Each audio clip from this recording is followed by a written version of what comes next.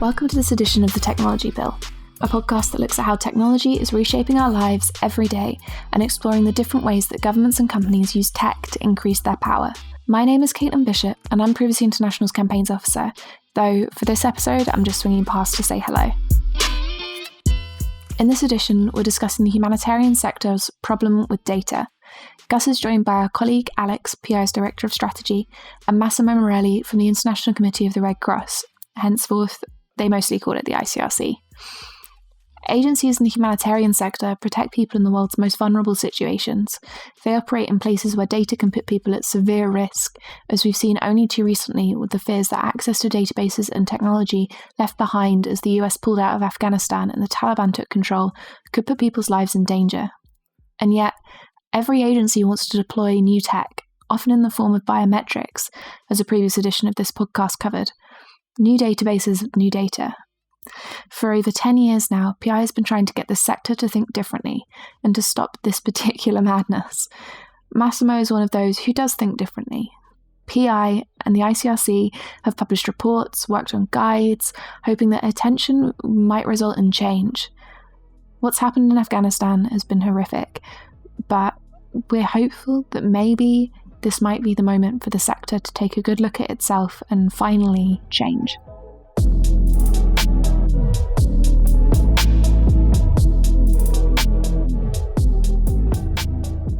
We all saw what happened in Afghanistan, and everybody was shocked and full of horror. And what I wanted most was to hear from you, not about what happened in Afghanistan, but to hear from you both who do such fascinating work that come close to the issues around Afghanistan, data and tech, humanitarian affairs, data and tech, people in vulnerable situations, data and tech. We keep on coming back to these things, and finally it's in the eyes of everybody around the world. And so I thought we could have a conversation around that. But Massimo, You're kind of cool because you're a guest and you work for this really cool institution that everybody knows, and that you probably have a uniform, you have helicopters, you jet into places, and you save people. At least that's what the movie with Angelina Jolie would probably have. Tell us, what brought you to this domain, into the ICRC, and what does your job actually look like from the sexy perspective, the real perspective, and also the dry data protection perspective? I'm not sure if it's going to be more fun, but I'm in charge of the data protection office at the ICRC, the International Committee of the Red Cross. We do all the supervisory role of ensuring the application of the rules on personal data protection, but then we do lots of very exciting other things that I'm very happy to talk about and look forward to talking about. I have previously in the field with the ICRC for some time and passed in antitrust law. So I can at least say that I finally found a way to bring together a schizophrenic profile of humanitarian and regulatory lawyer. The work of the organization is a very important one, a very exciting one, and a fundamental one. The ICRC is an organization that was born over 150 years ago from the initiative of a gentleman that just happened to find himself looking to discuss business with an emperor that at the time was engaged in the wars of independence in the north of Italy in 1859, and found himself actually on the day of a terrifying clash between the Austrian army and the French army on the battlefield of Solferino. Thousands of people left dying on the battlefield, and his vision was that even wars had to have limits, and that there was a role to play for an organization to be a neutral, impartial, and independent organization with an exclusively humanitarian mandate to work in situations of conflicts and to ensure that even wars have limits.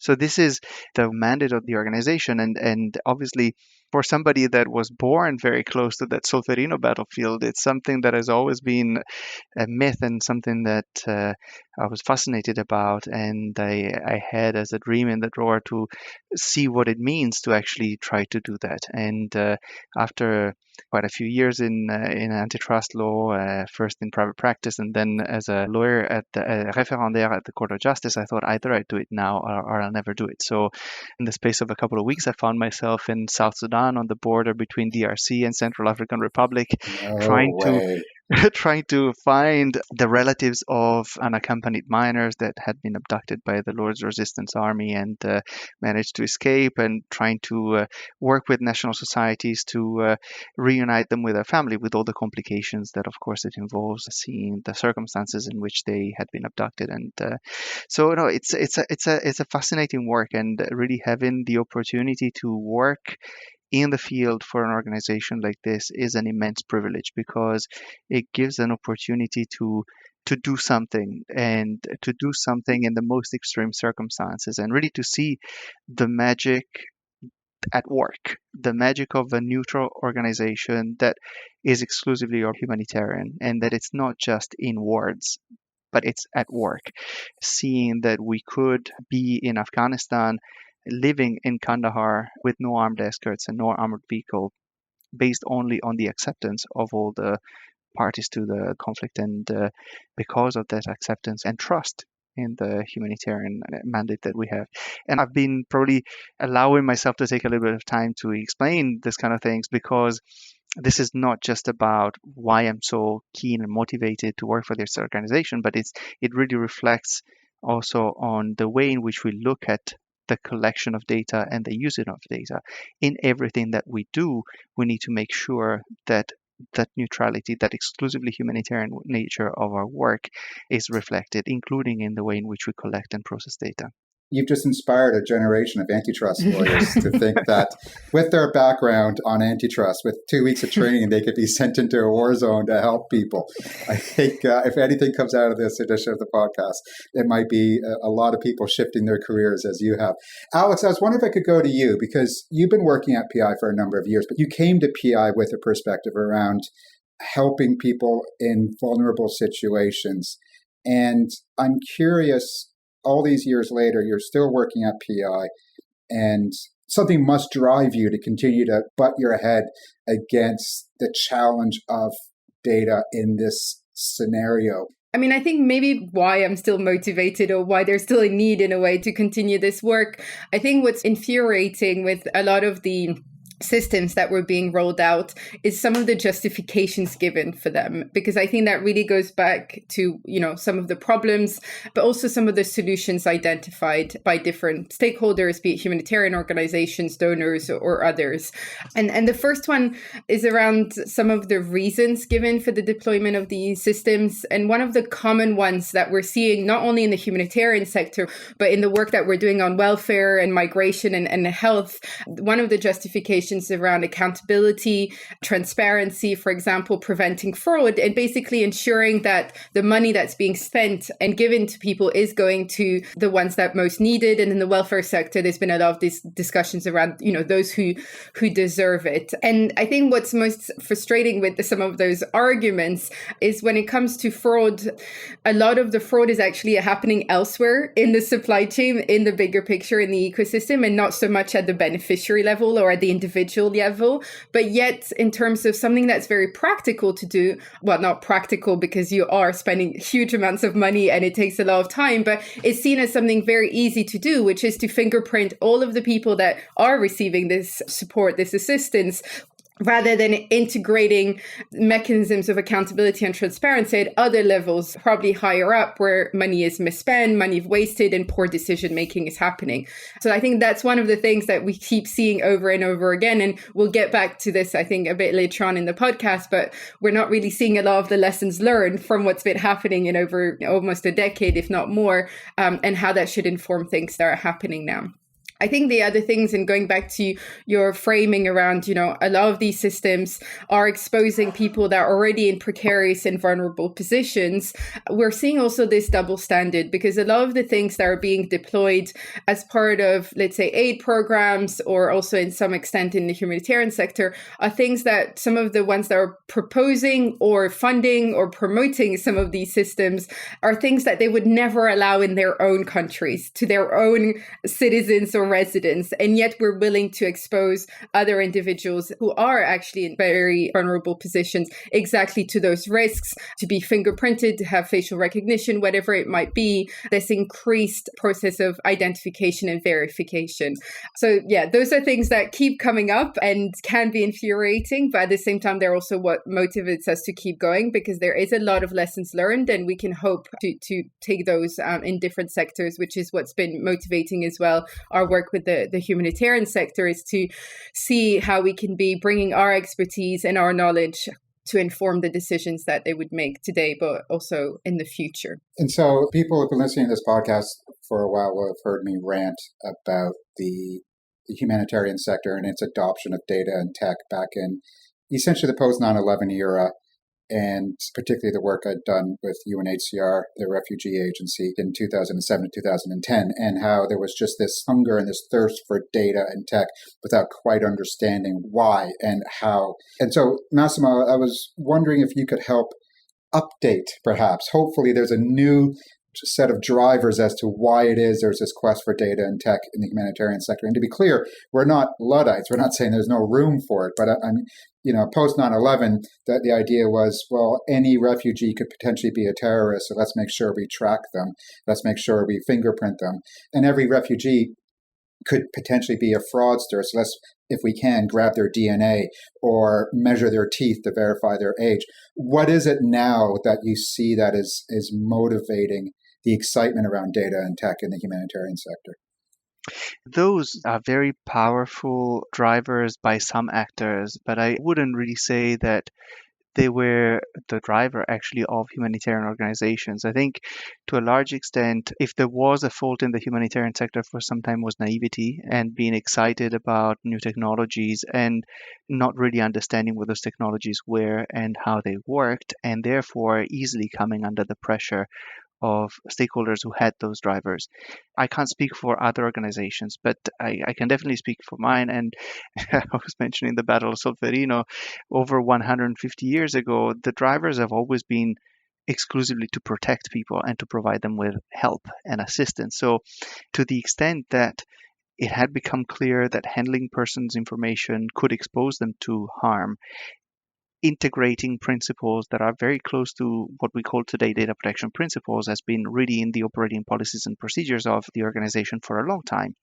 What has changed and what really perhaps exposed organizations to making difficult and sometimes wrong choices was the fact that new technologies did bring a lot of new complications. The motivation to take up technologies come from different drivers. We mentioned sometimes the enthusiasm for technology for the sake of it, which is one of the negative ones, but we shouldn't really forget that there are some really legitimate drivers for wanting to leverage technology to do more with less, as we're pushed to do with growing needs and less capacity to provide aid. And we just mentioned Solferino.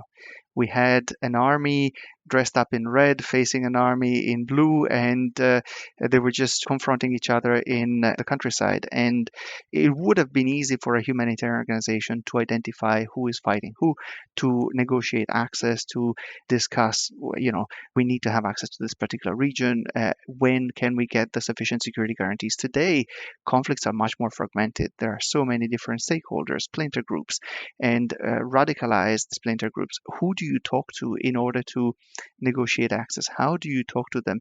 And really trying to read this kind of dynamics is very important. And there are promises in technology to allow the use of social media data or other sources of data to help you read that environment. So those are promising technologies that could be helpful if properly used. Or we also talk about humanitarian crisis in conflicts that last much longer. We don't no longer have very short confrontations where you can easily just think of going in with a humanitarian response, bringing in food and clothes or medical equipment to deal with the wounded. We're actually talking about an average duration of the 10th most significant operations of the ICRC that exceeds 40 years of higher and lower intensity confrontation where humanitarian action more and more overlaps with the protection of social protection systems. And really understanding where the boundaries are becomes very difficult. So the idea of making more effective and efficient in that kind of protracted crisis, the provision of aid, does bring into question how can you leverage systems of registration and how do you identify people, and whether you can use maybe cash programs instead of providing a bag of rice. So there are some of these drivers that bring in questions around the use of biometrics, the use of cash programs. And I think that's where, at the beginning particularly, there was a lot of let's test and fail, let's try. And it was really thanks to two landmark actions that actually the humanitarian sector started to really realize that it was not as straightforward as that. When the humanitarian sector is testing and failing, is actually testing and failing on life and death situations, which you're not really allowed to do by any standard, let alone humanitarian standards. So the two landmarks obviously were the work that you have just mentioned and the work that led to the publication of the aiding surveillance report.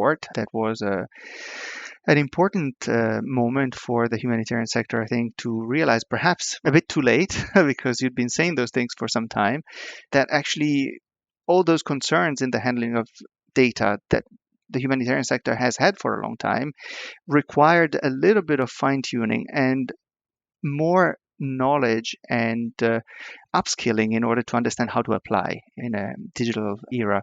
And the second one was the resolution of the International Conference of Privacy and Data Protection Commissioners in 2015, really highlighting the very significant and specific challenges faced by the humanitarian sector when adopting new technologies.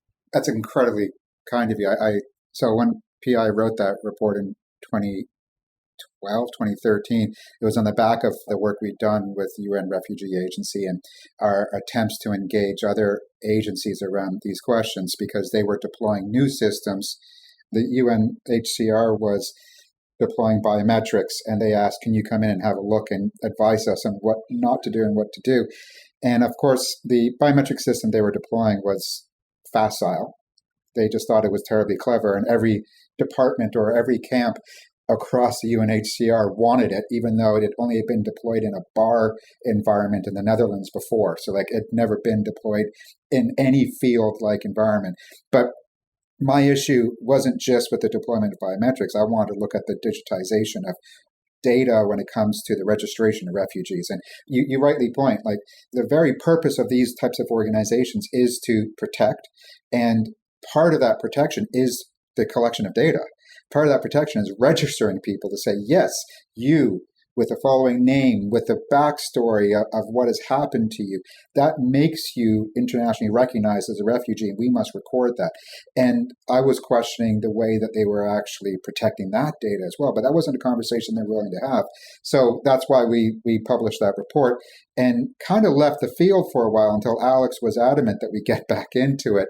And I think in that period of time, things had changed from just the addition of new technology to rather the fact that data and tech be everywhere now, including like in general operation systems in any country, whether it's social protection, whether it is access to health, your data be there and the protections need to follow. Alex, can you just give us a description of what the current landscape is? Going back to your comment now and Massimo's input around aiding surveillance, I was looking at it recently, and actually some of the main technologies we'd outline are still the main ones, at play today. I think what's important is that it's no longer now just a few individuals who had, the resources 10 years ago, the bigger agencies to start doing this. Now we're seeing even smaller organizations doing this, and it's part of almost every level of their operations, reporting, auditing mechanisms, and things like that. Like it's much more embedded, I would say, within the sector than it was when we released aiding surveillance almost 10 years ago.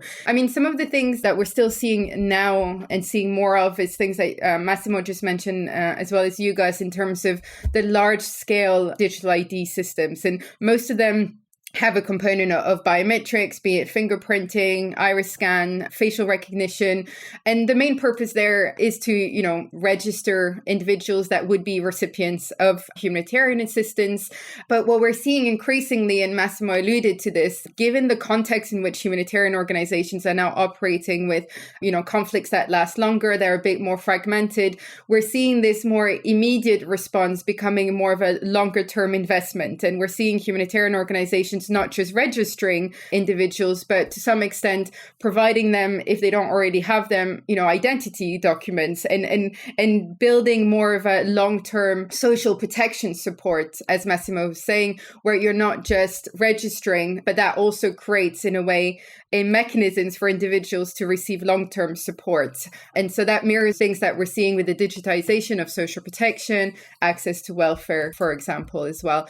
I think it's important to also keep an eye out for things that we're seeing increasingly being used. And I think the work that we've had a chance to participate in with the development of the data protection handbook led by the ICRC and others has been to understand what else is emerging in the sector, such as the use of big data for analyzing vast amount of data to understand maybe where humanitarian assistance is most needed. Also things like cash transfer programming, which is also an issue that we'd looked at in our joint publication with the ICRC around the metadata problem, to understand a little bit. And the example I want to give with the cash transfer programming is to show how it's not only the use of technology, but the increasing actors within the humanitarian sector, because deploying a cash transfer program means coordinating with financial institutions, with telecom operators. And I think these are dynamics that might not have been there previously. And that means that this is becoming a very crowded field, and the governance or the ability to regulate how the data is being processed requires understanding the roles of obligations, not just of the humanitarian organizations, but the different actors that they're relying on for parts or if not all of the deployment of a certain program, like a cash transfer program. And then there are things that are kind of emerging, and many of them are still at the pilot stage, but we're seeing a lot, discussions, especially in collaboration with commercial partners, looking at AI, looking at blockchain, looking at sensors. And I think that's also important to see what's coming, because I think there's, as we were talking about earlier, there's loads of lessons learned from different fields, including increasingly from the humanitarian sector. And there's definitely an opportunity to use these tools in a way that will be beneficial, not only to humanitarian organizations, but to the beneficiaries and affected populations they assist. And so this is our chance in a way to get it right by preempting how things could go wrong and have gone wrong with the use of other technologies. And as they're looking to even more, I guess, sexy technologies to assist them in their work, how do we do that in a way that is, going back to that element of protecting people?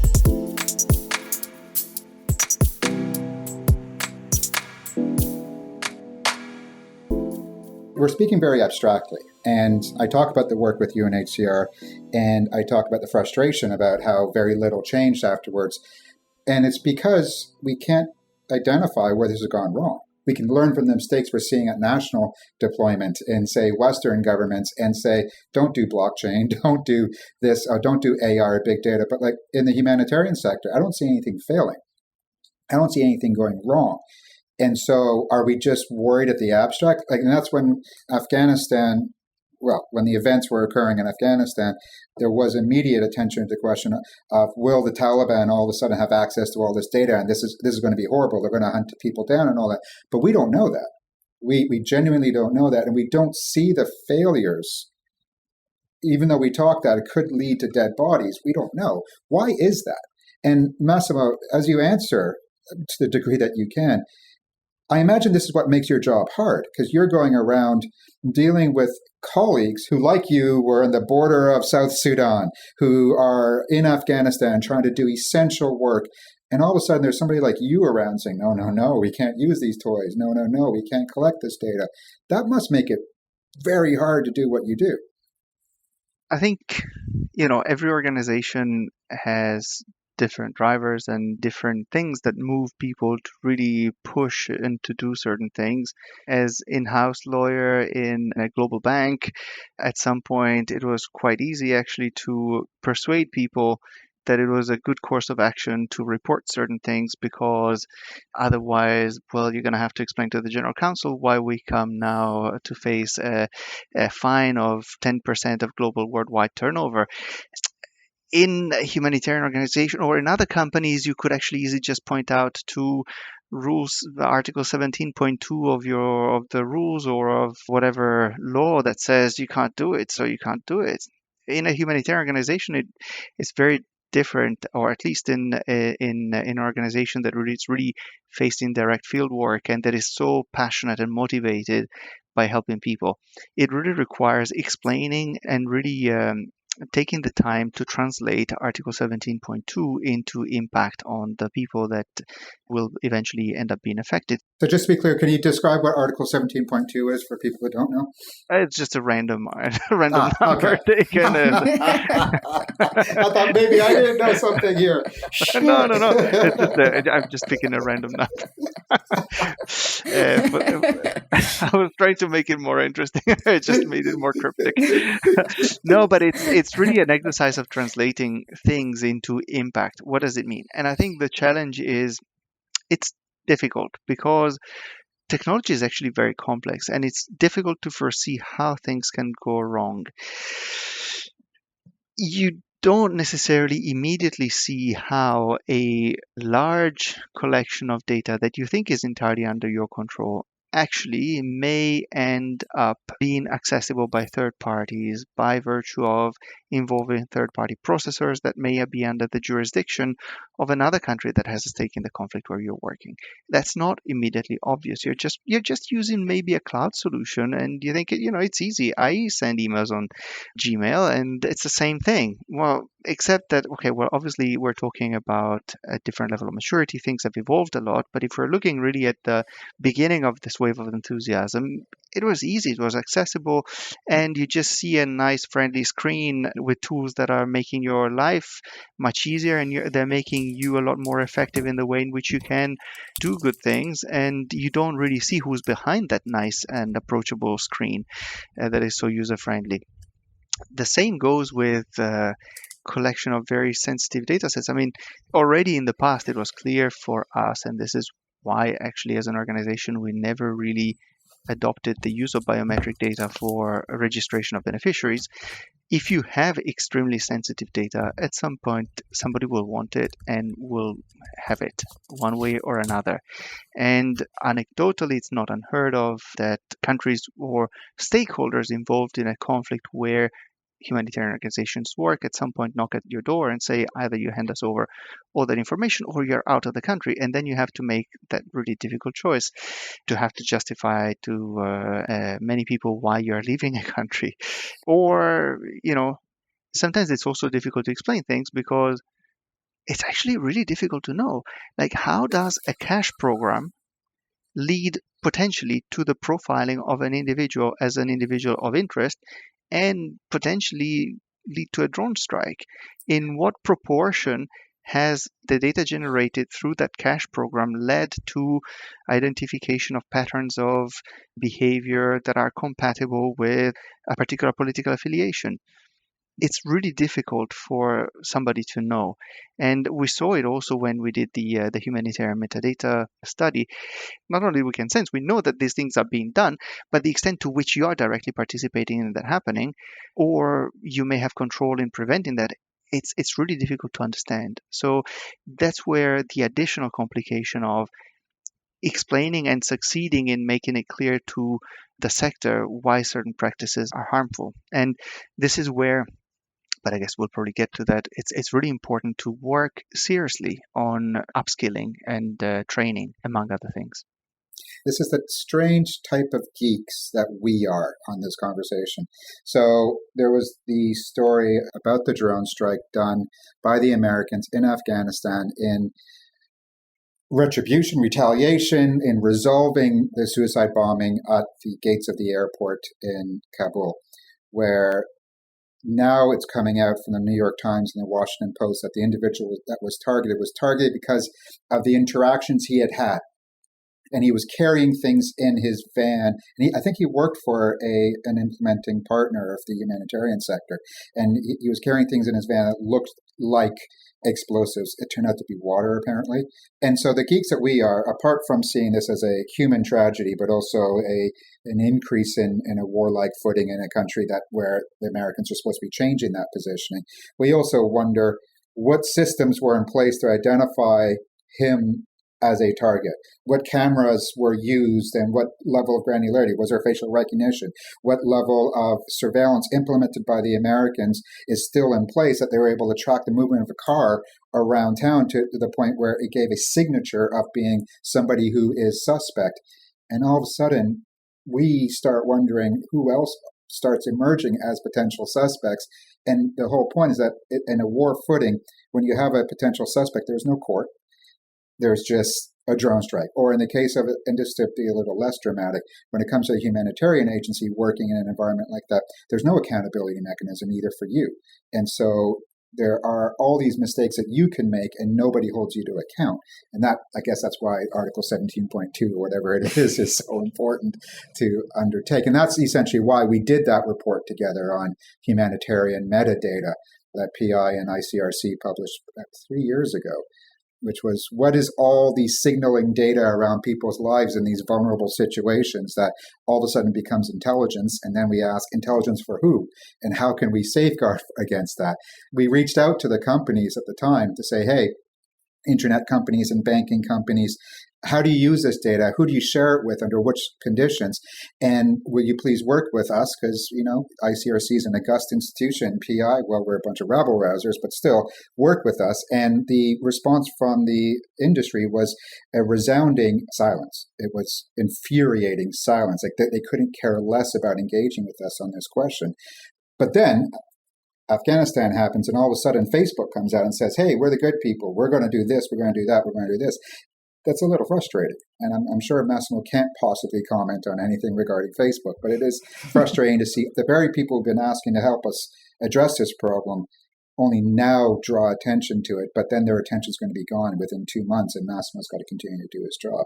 I'm just throwing that out there because I'm ranting and I'm angry. But I mean, just maybe on that point, Gus, I think the reason why we were so keen to hear from industry, but also to get an understanding from the humanitarian organizations that we've been engaging with and interviewing was not to, necessarily do that big highlight or news story. It was really to understand what were possible risks and threats, and at what moments in the interaction that a humanitarian organization has with people that they're assisting, be it in the short term, immediate crisis moment, to more of the longer term assistance, as we were discussing earlier, was really to understand those mechanisms, what role each plays and how that fits in not only within their work and direct relationship within the humanitarian sector, but also how that may feed in the case of companies within their commercial part of their work as well. And that's really what we're trying to get, is that information so that better decisions could be made, because if we can understand what the risk could be, then they can be a more targeted approach to some of the solutions, both that we would advocate for some of these third parties to be taking, be it banks, telcos, or some of the other platforms, as well as for humanitarian organizations to be able to make better and more informed decision. And I think that's been definitely a frustration, is that we're not getting that information, and it's really hindering the ability to make better decisions and to avoid some of the either anecdotal examples that Massimo was mentioning, or some of the ones that have already made it in the public domain thanks to the work of investigative journalists or other civil society.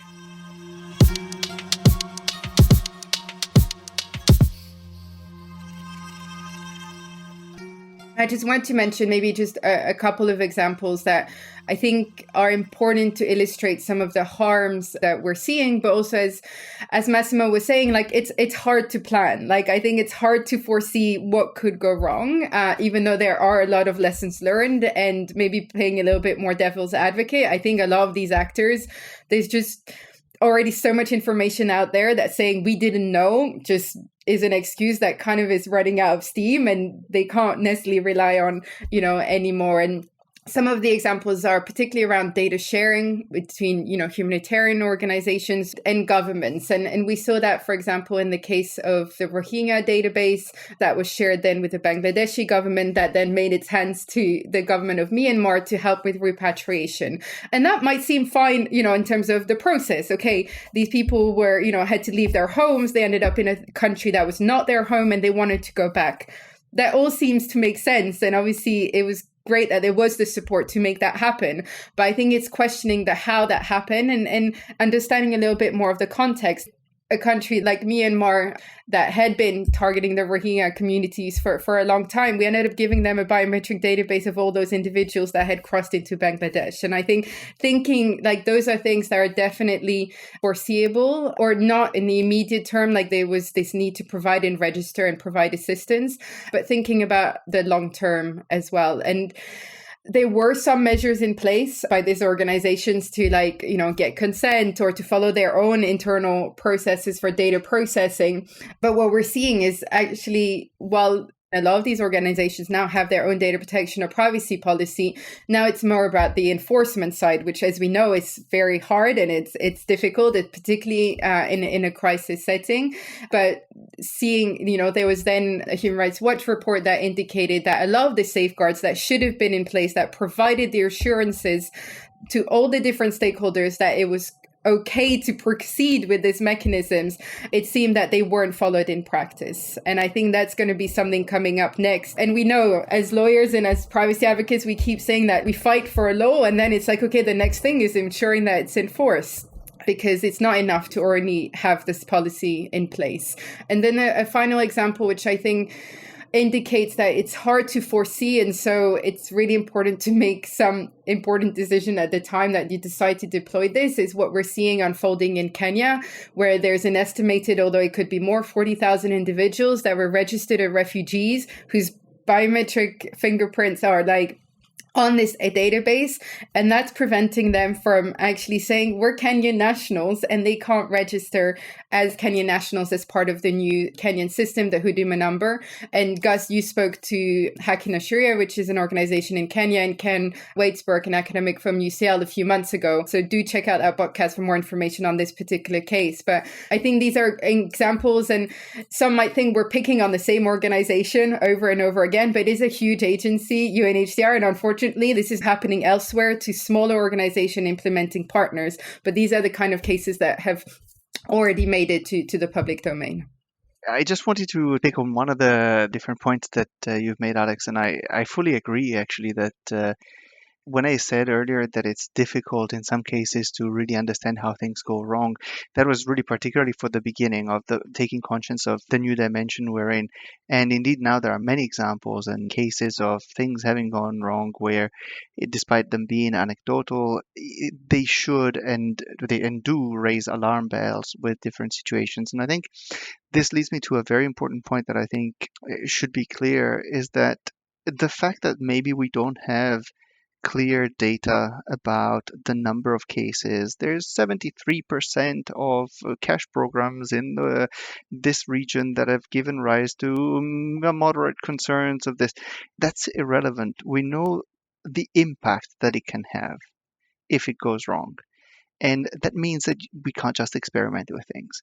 It means that despite not having maybe on the likelihood of the risk materializing enough data to be able to say the likelihood is strong, the fact that the impact would be so high, it's almost an application of the precautionary principle as well in risk analysis in data protection terms, means that you don't do it if the impact is potentially so high. The other thing that I wanted to mention in reaction, and perhaps at the risk of infuriating you guys even more, is that maybe it's because I'm an optimist, which is what keeps me going in the humanitarian field, is the fact that for me, it's still, despite all the frustration with how long it's taking, with some discussions to drill down into action, it was great to see how prompt the response from some of these companies was after the events. And if it could be so prompt after the event, is also thanks to the fact that There are people like you guys that have been saying these things, getting very frustrated because you've been saying it for a long time, but eventually it does happen. It's also thanks to the bilateral confidential discussions that others are having on an ongoing basis. And it's also thanks to the fact that every company, like every organization, is made up of many different types of people, and there are many people in every organization that really do care and that you can really have an open and frank discussion with. And so I maybe because I like to see things from a positive angle, I think it's a difficult field, but it's not a lost discussion. I wanted us to end on a positive note, Okay. and I actually have a closing question, because it's been, for me at least, 14 years since I started working on the humanitarian sector and surveillance and privacy and data and all those things. And Massimo, you've dealt with cases you can't possibly get into detail about, but that must have been horrific, but also fascinating.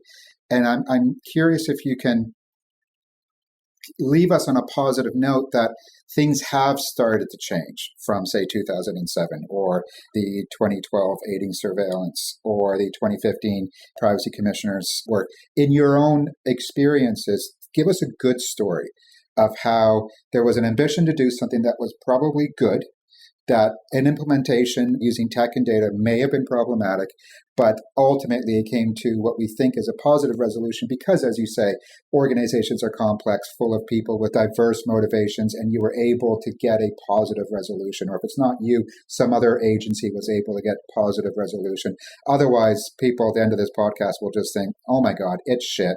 Let me just do some more searches on drone strikes and metadata, or World Food Program and whatever crazy company they're working with next. Give us a good story.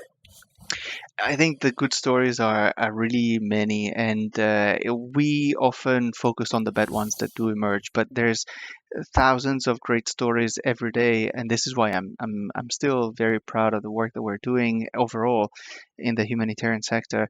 One big example for me is the adoption by the ICRC of the biometrics policy. We were fortunate enough of being a very prudent organization overall, and maybe slow to act sometimes, which when it comes to policy thinking rather than emergency. When it comes to emergencies, we activate very, very quickly. But in this respect, it took us a little longer to get into the area of biometrics. And at the time when other organizations already had large data sets, we were still wondering, is it the right thing to do? And at some point where it really became a question of, should we start to use them for beneficiary registration and management? We thought, okay, well, clearly this is something that requires a proper reflection and discussion.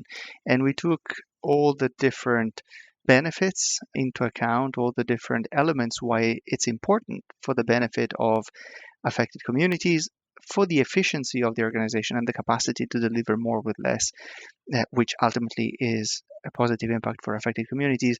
Why is it that we would really like to use them? What are the objectives? And then what are the risks?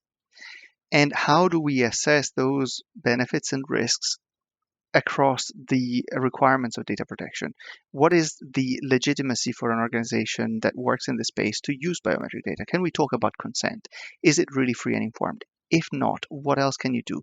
And really, the outcome of this was, okay, there are a number of things that we could achieve with a particular type of deployment of biometrics that is sufficient to mitigate a number of the risks that we have identifying. For example, on-token use of biometrics where we don't actually hold the biometrics.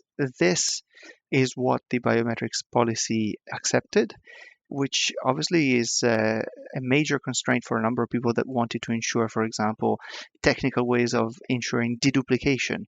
But yet it was accepted as the right place to be in this area. And I think as part of the good story, I would complement it by saying, all these reflections, all these discussions that we've been having across the area of data protection privacy for a long time have led to a tech sector that is a lot more attuned to data protection by design concerns, the concerns of getting technology where it should be. And that's where we could have a discussion with, for example, the Lausanne Polytechnic University over, okay, well, a secure use or safe use of biometrics doesn't get us exactly where we want to be because the current state of the art is not conducive to it. well, we need to move the state of the art because we want to be able to do more with less, and we want to be able to use biometrics more, but we can't right now. So how can we get there? So I hope it's a good story, and it's a good story overall because really the tech sector is much more able to engage in these discussions probably. That was part of our motivation back in the day of getting involved in this, and that's a wonderful place to end. Massimo and Alex, thank you so much for your time, and thanks for letting us see how dark it can be, but also sometimes this work does end up in a brighter place.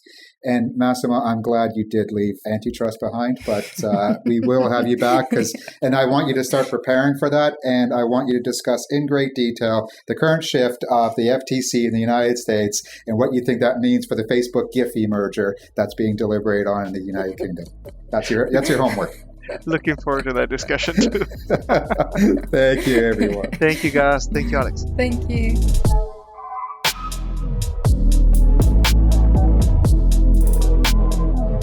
Thanks for listening, and thanks to Alex and Massimo for joining.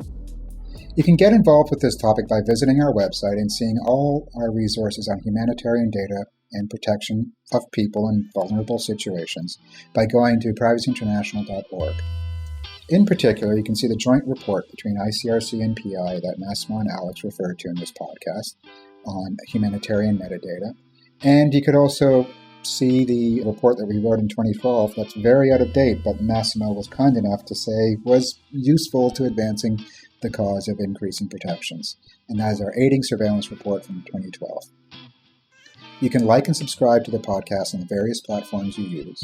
It's also available at our website at privacyinternational.org. Generally, just come to our website, sign up to mailings, and there's even more information we're generating every day about these issues. We're also on Twitter, Instagram, Mastodon, YouTube, and Facebook. Thank you, and see you next time. The music is courtesy of Sepia. This podcast is produced by Max Burnell for Privacy International.